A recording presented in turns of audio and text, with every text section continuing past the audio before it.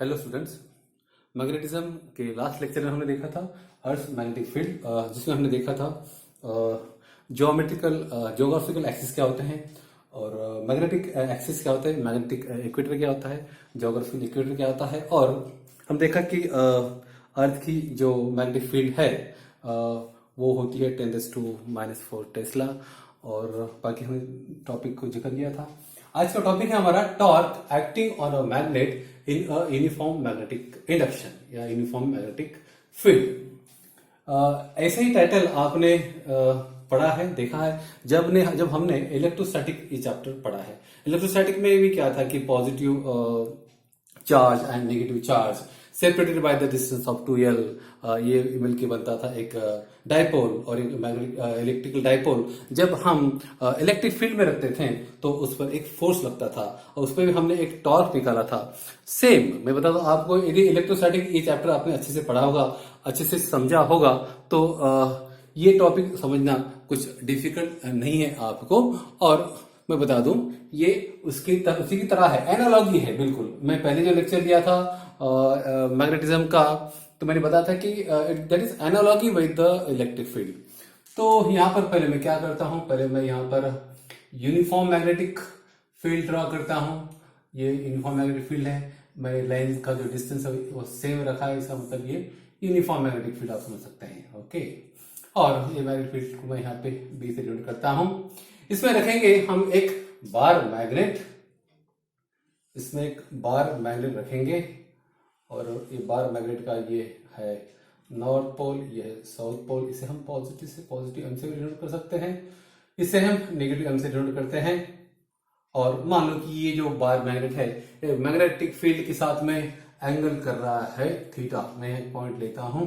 Okay, तो अभी हमको पता है स्टूडेंट कि जब ये मैग्नेट बार जो हम रखते हैं यूनिफॉर्म मैग्नेटिक फील्ड में, तो उस पर दो फोर्स एक्ट करते हैं। कितने? दो फोर्स एक्ट करते हैं। तो यहां पर ये जो आपका नॉर्थ पोल है, यहां पर एक फोर्स एक्ट करेगा।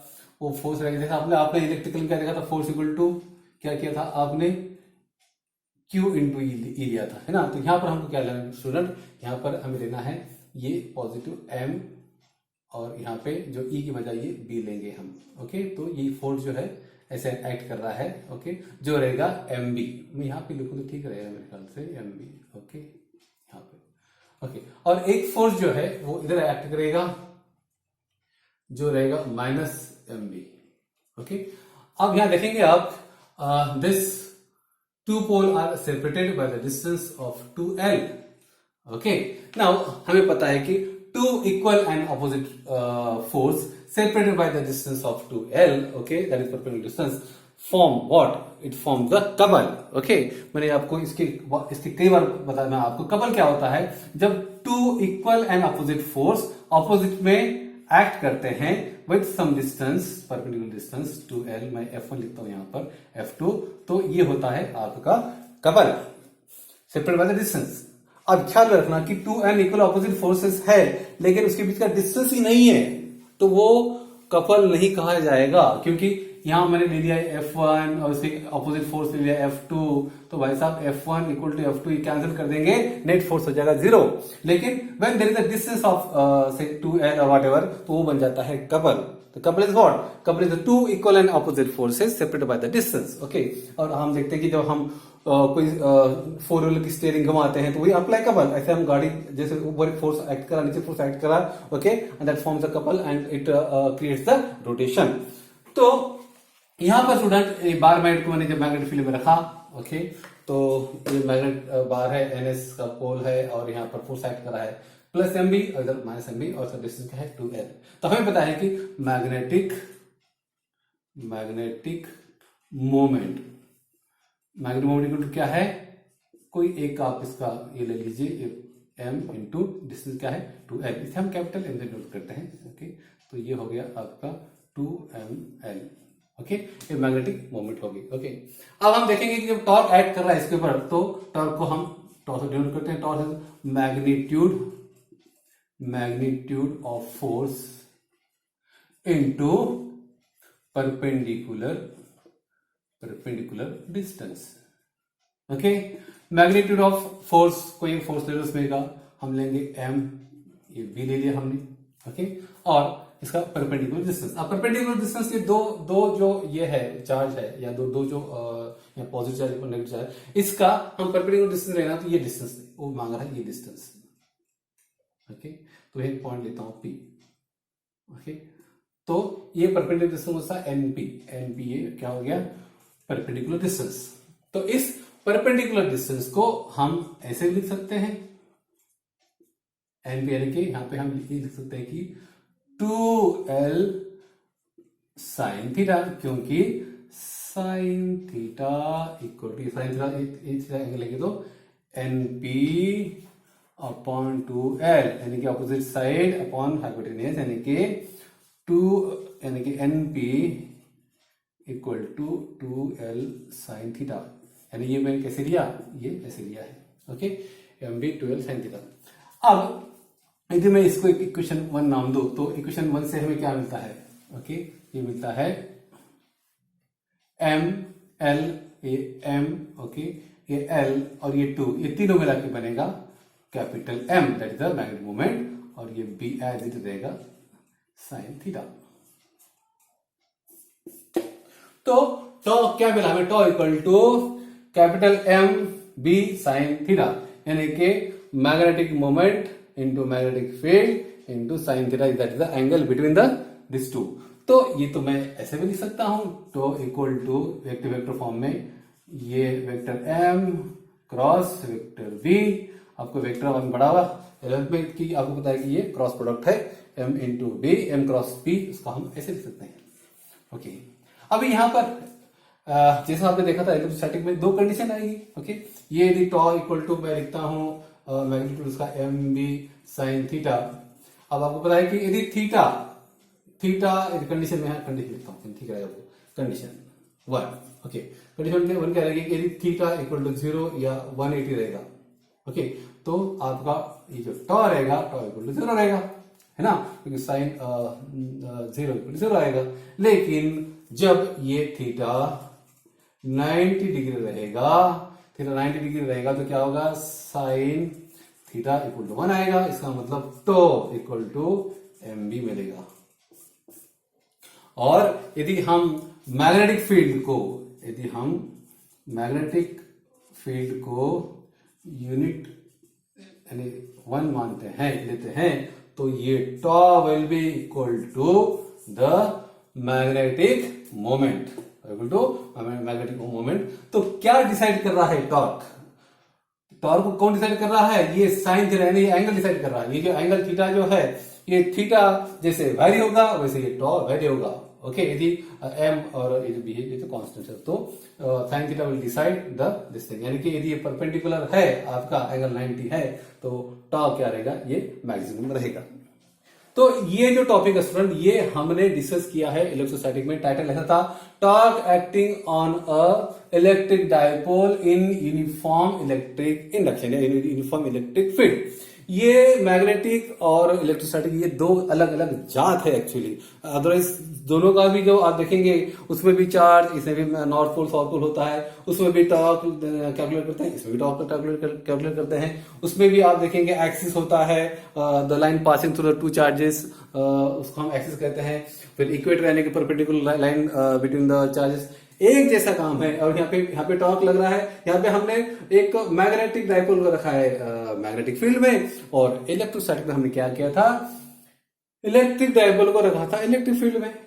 तो एक ही बात है, ऐसा एक्सप्रेशन आया था, ऐसे ही कंडीशन देखे थे हमने, ओके। ओनली थिंग इज वो जो थी वो इलेक्ट्रिक की जात थी, ये थी तो मैग्नेटिक की जात है, बाकी कोई फर्क नहीं स्टूडेंट। तो ये if you compare this both the field and analogy उसका आप देखेंगे तो आपको स्टडी करने पे आसान जाएगी ये सब टॉपिक समझने में। You need not to like study more about this two different field, उसके आपने एनालॉजी देख लिया तो आपको समझ में आ जाएगा। ये तो हो गया आपका torque acting on a magnet in uniform magnetic induction. हम क्या करेंगे, इसको ही कनेक्टेड और टॉपिक लेंगे कि magnetic induction along the axis of bar magnet. मैं फटाफट इसको रब करता हूं, और रब करने के बाद में हम देखेंगे magnetic induction along the axis of magnetic dipole. तो वो हम टॉपिक देखेंगे student.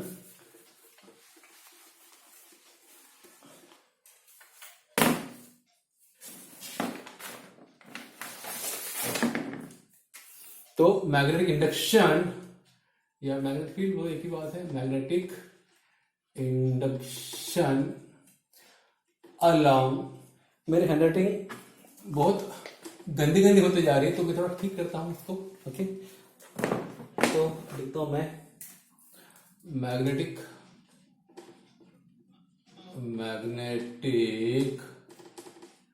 Induction along,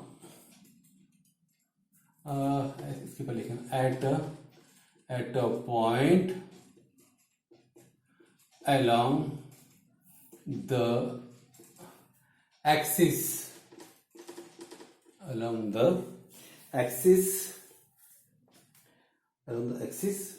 and at the equator हम बाद में लेंगे, along the axis लेंगे। तो यहां पर हम क्या करेंगे, एक मैं मैग्नेट ड्रॉ करूंगा और उस मैग्नेट के, मान लो कि ये मैग्नेट है,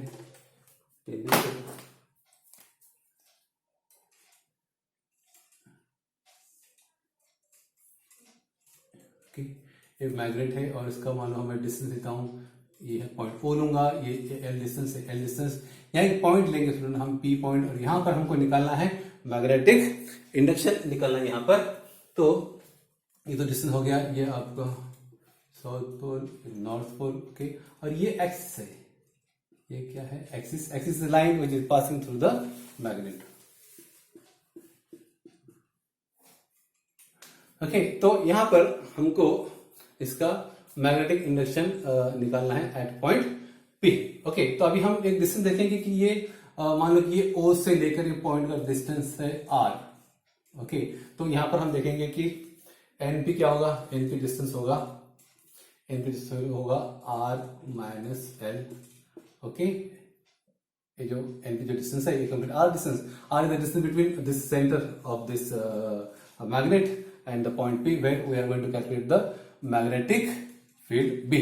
Okay, तो यहां पर NP equal to R minus L होगा, और S से वो डिस्टेंस देखेंगे तो S P equal to R plus L। तो हमें पता है कि यहाँ पे दो मैग्नेटिक फील्ड मिलेंगे हमको, एक फील्ड मिलेगी because of this N and एक फील्ड मिलेगी because of this S। Okay, तो यहाँ पर बिकॉज ऑफ N वो मिलेगी हमें B1 मिलेगी, और बिकॉज ऑफ जो S है वो मिलेगी हमें B2। ओके, और हमें पता है कि ये दो ऑपोजिट पोल है, तो एक फील्ड हमें इस डायरेक्शन में मिलेगी और एक फील्ड हमें इस डायरेक्शन में मिलेगी। तो हमें अभी ये कंप्लीट फील्ड निकालना है, तो ये दो फील्ड की क्या करना पड़ेगा, एडिशन करना पड़ेगा। ओके, तो यहां देखते हैं कि मैग्नेटिक फील्ड हम कैसे निकालते हैं, B equal to μ0 upon 4 pi, और यहां पर आएगा आपका m अपॉन द डिस्टेंस का स्क्वायर। ओके, या डिस्टेंस का स्क्वायर। तो वेरी सिंपल स्टूडेंट, पहले हम ये B1 निकालेंगे, तो B1 रहेगा B1 इक्वल टू क्या आएगा कि μ0 अपॉन 4 पाई, यहाँ पे मैं ये n से निकाला तो ये डिस्टेंस कौन सा लेना पड़ेगा, ये np डिस्टेंस लेना पड़ेगा, np डिस्टेंस कितना है r माइनस एल, तो ये r माइनस एल इसका स्क्वायर। ओके, और यहाँ पर B2 जो लेना है हमें, तो वो आएगा μ0 अपॉन 4 पाई। ओके, और यहाँ पर ये माइनस m लेना पड़ेगा, हम इसको प्लस m लेते हैं, इस चार्ज को इसको माइनस m चार्ज कैसे करते हैं, तो यहाँ पे आएगा r प्लस एल का स्क्वायर। ये r है, यहाँ से पी से होते लेके r है, और ये l है, तो हम यहाँ से s से तो p तक का डिस्टेंस r प्लस एल होगा। तो टोटल क्या होगा, टोटल फील्ड जो होगी स्टूडेंट, टोटल फील्ड जो होगी वो हमको ऐड करना पड़ेगा B1 और B2 का, तो नेट मिलेगा हमें। ओके, यहाँ पर आपको पता है कि B1 फील्ड जो है वो ग्रेटर देन B2 है, तो यहाँ पर जब हम इसको ऐड करेंगे तो B will be, B axis लिखता हूं यहाँ पे, B एक्सिस विल बी तो B1 माइनस B2। ओके, तो अब इसको हम सॉल्व करेंगे, तो B1 क्या है, B1 है μ0 m लिखता हूं मैं अपॉन 4 पाई r माइनस एल इसका स्क्वायर। ओके, और ये माइनस μ0 m अपॉन ये 4 पाई ये r प्लस एल इसका स्क्वायर। ओके, तो आगे हम इसको सॉल्व करेंगे स्टूडेंट, मैं जरा अच्छा मार्कर लेता हूं जिससे आपको देखने में तकलीफ नहीं जाएगी। ओके नाउ, तो फिर ये नेट बी एक्सिस क्या आएगा, इसमें से जो कांस्टेंट उसको हम बाहर लेंगे, तो मी नॉट एम जो है इसको हम बाहर लेंगे, 4 पाई को भी बाहर हवा में ले लेंगे इसको, और आगे रहेगा आएगा 1/r माइनस एल इसका square minus 1/r plus L इसका स्क्वायर। आगे सॉल्व करेंगे स्टूडेंट्स को हम, mu naught M upon 4 pi इसका आपका एलसीएम आएगा ये R square minus L square whole square, और अभी हम क्या करेंगे इसको सॉल्व करेंगे तो क्या आएगा, ये आर प्लस एल इसका square minus R minus L इसका स्क्वायर। ओके, आगे जगह कम पड़ेगा सरता मेरे को, लेकिन देखेंगे एडजस्ट करेंगे हम। तो mu naught M upon 4 pi और ये R square minus L square whole square, इसको सॉल्व करेंगे स्टूडेंट तो क्या आएगा, R square plus 2RL plus L square minus bracket में R square minus 2RL plus L का स्क्वायर। ओके, इसको हमने सॉल्व किया। आगे आगे मैं यहां पर लिखूंगा अब, और तो कोई जगह बची नहीं अब हमारे लिए, तो म्यू नॉट एम अपॉन 4 पाई ब्रैकेट। अब ये बताऊं मैं आपको कि ये माइनस से जब मल्टीप्लाई होगा तो ये माइनस हो जाएगा, ये प्लस हो जाएगा। ओके, और ये भी टर्म माइनस हो जाएगी, तो मैं यहीं पे कट करता हूं, तो ऊपर लेके जाने की जरूरत नहीं इसको। तो माइनस आर एल एल ये आर स्क्वायर कट हो जाएगा, माइनस एल स्क्वायर ये भी कट हो जाएगा, कट करने में बड़ा मजा आता है। तो यहाँ पे क्या आएगा फिर, ये 2 और ये 2 यानी कि 4RL 4RL upon R square minus L square raise to 2। Okay student, मैं यहाँ थोड़ा जगह करता हूँ, इसको मिला देता हूँ मैं अभी। ओके, तो लिखने के लिए आसान हो जाएगी। तो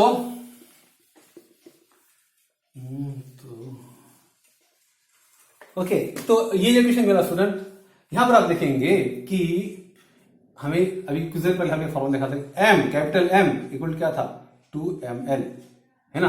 तो ये 4 ये एम है, ये एल है। ओके हाँ, तो मैं इसे क्या कर सकता हूं, इसे मैं कर सकता हूं, मैं एक मिनट स्टेप बढ़ाता हूं, 4 लिख देता हूं फॉर MRL। तो यहाँ पे ये 4 पाई और यहाँ पर लिखता हूं मैं R square minus L square whole square. यहां पर देखेंगे आप कि 2ml equal to capital M, that is the magnetic dipole moment. तो हम इसको ये 4 को क्या करेंगे 2 लिखेंगे, यानी कि म्यू नॉट यहाँ पे 2m आ जाएगा स्टूडेंट। ओके, और यहाँ पर एक r आएगा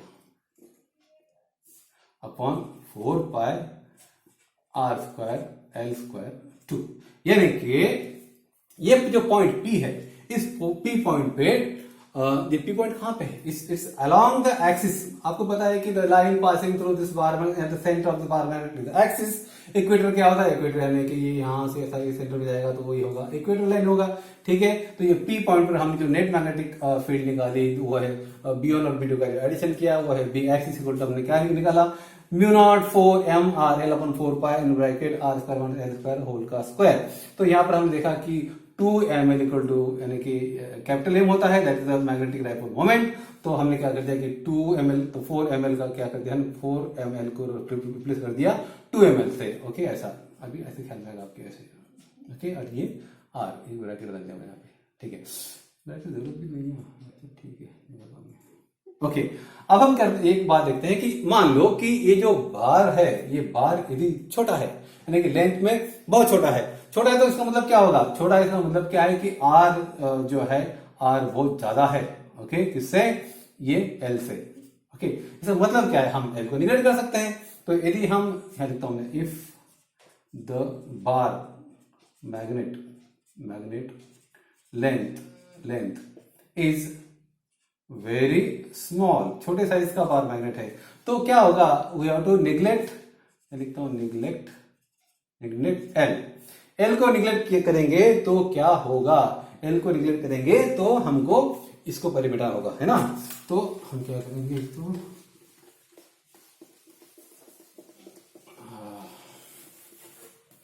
एल को निगलेक्ट किए स्टूडेंट तो हमको मिलेगा B axis along the axis equal to mu naught upon 4 pi, ये 2 कैपिटल एम स्मॉल आर है लिख रहा हूं मैं। ये एल को हमने निगलेक्ट कर दिया तो क्या होगा, आर का स्क्वायर, इसका और डबल स्क्वायर यानी कि आर इज टू 4 आएगा, 2m आर अपॉन ये आर का इज टू 4।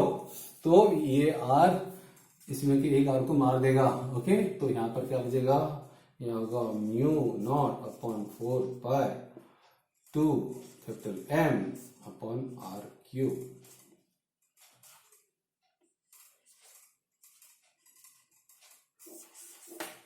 यानी कि जब मैग्नेट, ये जो मैग्नेट है ये स्मॉल साइज का होगा तो हम क्या करेंगे, हम ये स्मॉल एल को निगलेक्ट कर देंगे, बचेगा आर बहुत बड़ा है तो आर को रखेंगे।